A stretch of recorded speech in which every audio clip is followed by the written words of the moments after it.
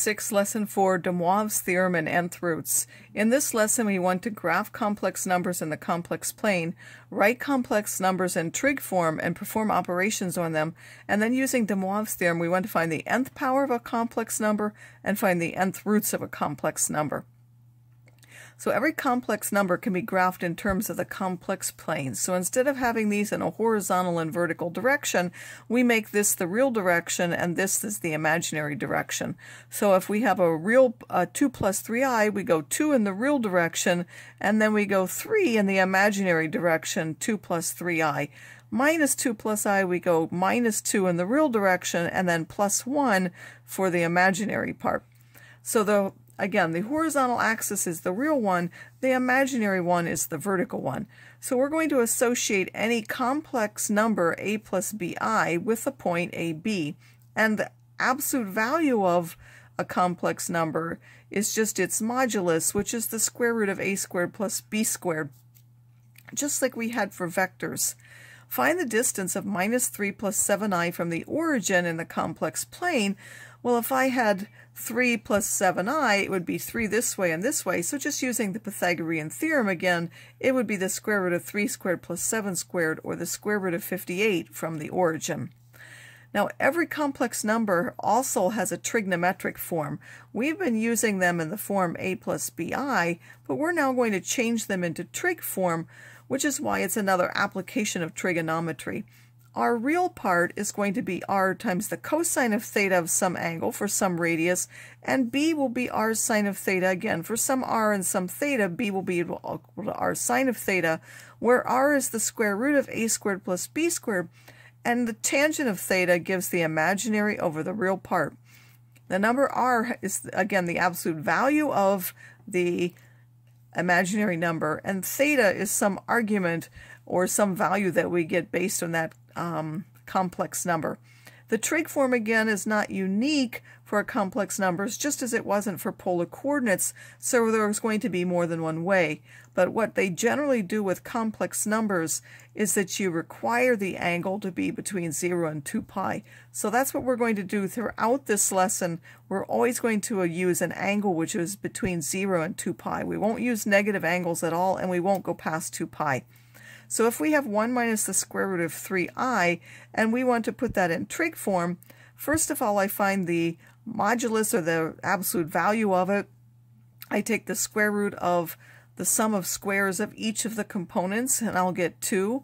And then theta is the tangent inverse of the minus square root of 3 over 1. In this case, this is a known value, so it gives us minus pi over 3. And then this, if we think about it, would be in quad 4, because we're going to go out 1 in the real direction and then a minus in the imaginary direction. So since this is in quad 4, this theta that we get is really only the alpha.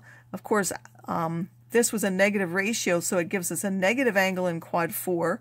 That means that alpha is pi over 3, but then because we want it in quad 4, we need to take 2 pi minus that alpha and get 5 pi over 3. So we can write the number 1 minus the square root of 3i as 2 cosine of 5 pi over 3 plus I sine of pi over 3. And you can check on your calculator that if you take 2 times the cosine of pi over 3, you get 1, and if you take 2 times the sine of 5 pi over 3, you get minus the square root of 3. As another example, you have minus 3 minus 4i.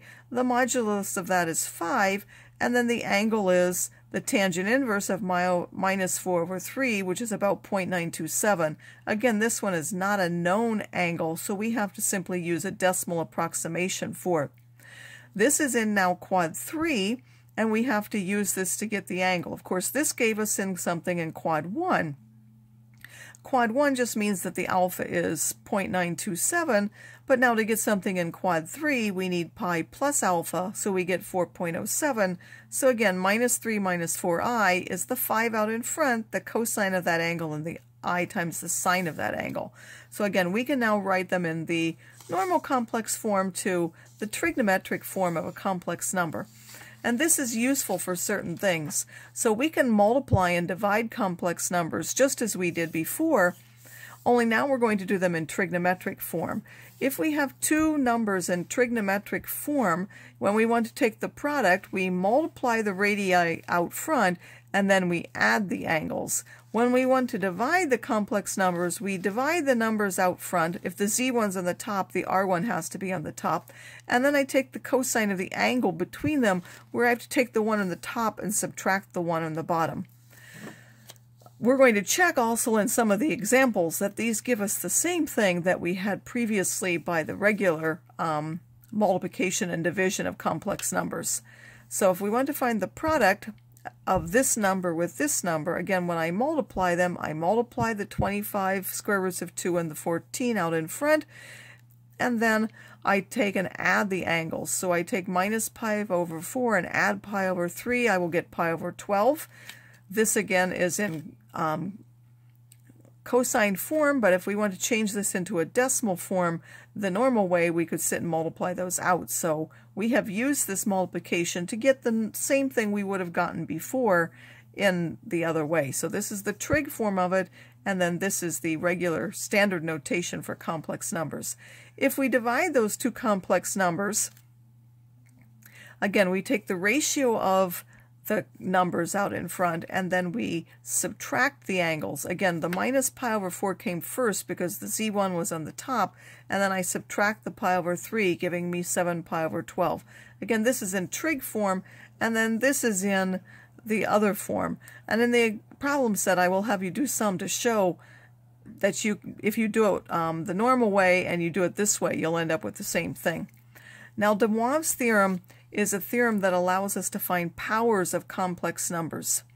So if I want to cube something, or if I want to raise it to the 4th power, I can actually do that for a complex number by simply having it in trigonometric form, instead of having to use something like binomial theorem with a complex number. You can do that as well.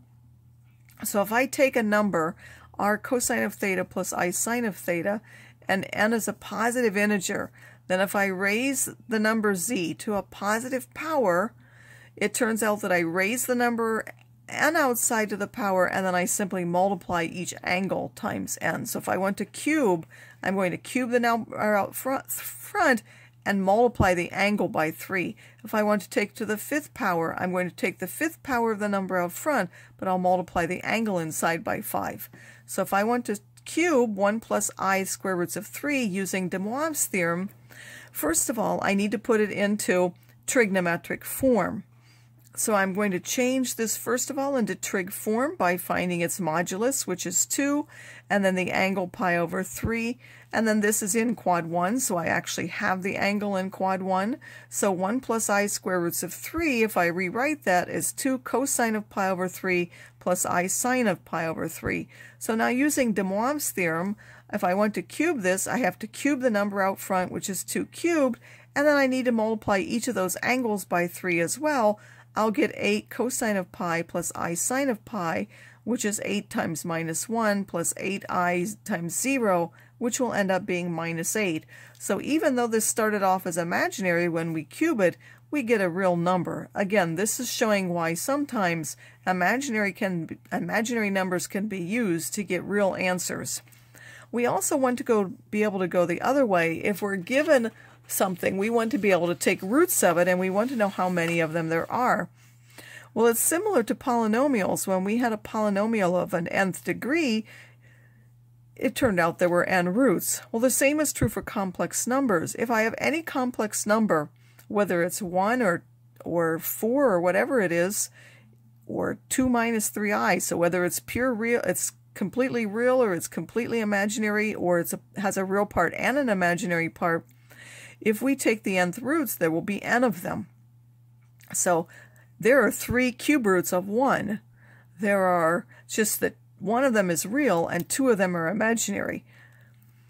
So a complex number is an nth root if when I raise it to the power, I of course get that number, just like it is before. So if I start off with it in complex form, again, just like de Moivre's theorem, I have to first change my imaginary number into the trigonometric form. So if I start off with it in trigonometric form, then it will have n distinct complex numbers, which are what? I take the nth root of the number out front, And then for the angles, I have to take the angle plus 2 pi k and divide by n, where k, I have to cycle through 0, 1, 2, and n minus 1, meaning I'm going to do it for 0, and then I'm going to do it for 1, then I'll do it for 2, I'll do it for 3, up until n minus 1, or the nth roots. So if this is a cube root, I need to go 0, 1, 2.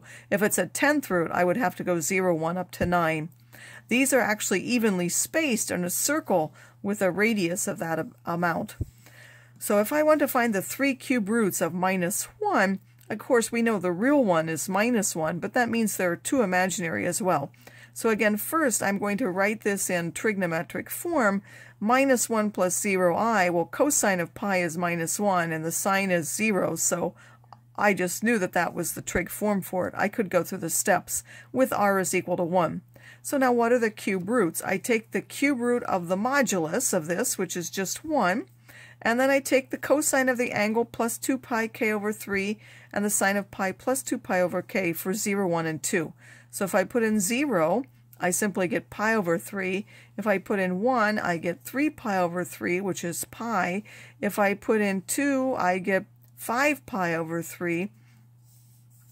And then this is in trig form, but then I generally want to convert that into regular form so that I can think about it. The cosine of pi over 3 is a half, the sine of pi over 3 is this. Again, sometimes we'll have exact ones, and sometimes these will only be decimal approximations. So what does this mean? This means that if we cube this, we get minus 1. By the way, this, of course, is just minus 1. There's no I part. That's our real one. If I cube any one of those, the answer for those is minus 1.